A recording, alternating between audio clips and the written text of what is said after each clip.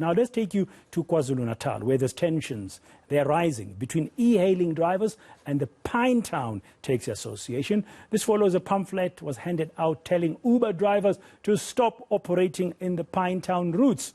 The flyer now has drivers scared for their lives. I know we know what happens when there's a fight over lucrative routes or any route among the taxi operators. eNCA's Lethiwe Mdluli is following that story for us on the ground. Welcome to the Midday View, Lethiwe. Good afternoon. Not a good story coming out of Pinetown, and we know always when there's an argument or fight over routes involving taxis, they don't lead to a good outcome. There's violence. Look what happened in the Western Cape recently. What can you tell us about this Pinetown situation? Well, Braden, it's not a good story because I've been speaking to Uber and Bolt drivers in that region, and what they are telling us is that they are fearing for their lives. This flyer has been circulating since the weekend, and we believe that it's from the St. Windolins and Cloudwater Taxi Association, where they are threatening them and saying that they should not be operating in that region. Now, the e-hailing drivers that I've been speaking to have been telling me that this is not new. They've been experiencing this for years, and to a point that they are actually afraid to visit or to drive in certain areas such as townships in the surrounding parts of Pinetown. The Uber driver that I spoke to also told me that he was once attacked by some taxi operators in Claremont, and he did say that he always fears for his life when he has to drive out and go to work. Now, in the flyer that was circulated by Braden, Uber, Lyft clubs, your taxi drivers and Bolt drivers were threatened, and in this flyer it says that they should stop operating, and if they do continue, there will be something that will follow, basically. So when we spoke to the taxi operators in that region and asked them why this flyer was circulating, they did say that there are major issues that they are facing. One problem that they have with the e-hailing services is that they are not driving with permits. They are saying that taxi drivers, the taxi industry, every taxi operator has to have a permit. And one of the big issues is that e-hailing services do not have permits, or they do not require permits, which means that they can take passengers from anywhere. They can pick up passengers from anywhere. They are also saying that since the unrest in the province, they have lost a lot of customers because a lot of people have lost their jobs in the province, which means that e-hailing services,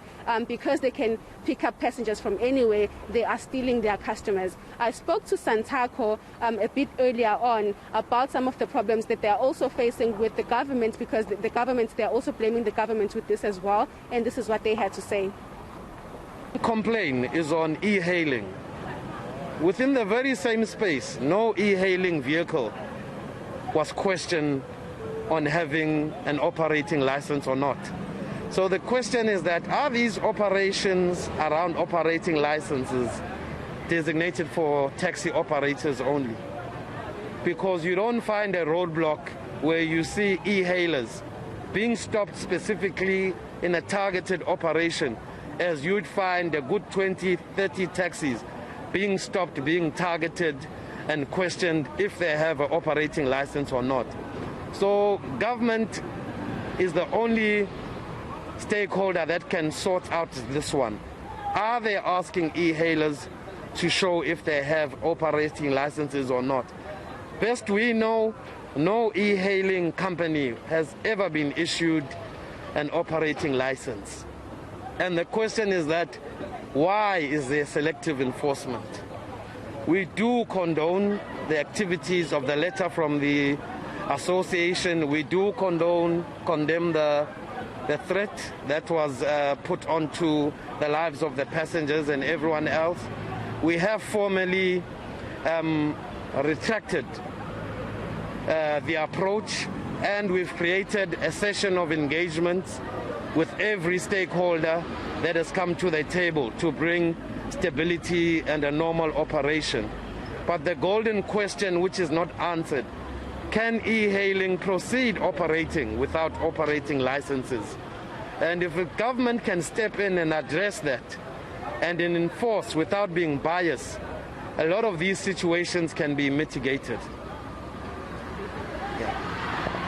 Yeah, thank you very much, Lethiwe Mdluli. At least the taxi official, they're condemning what's going on. That threat of violence, hopefully it amounts to nothing. They can find a peaceful solution. That's Lethiwe Mdluli there in Pinetown on that story that we continue to track in KwaZulu-Natal.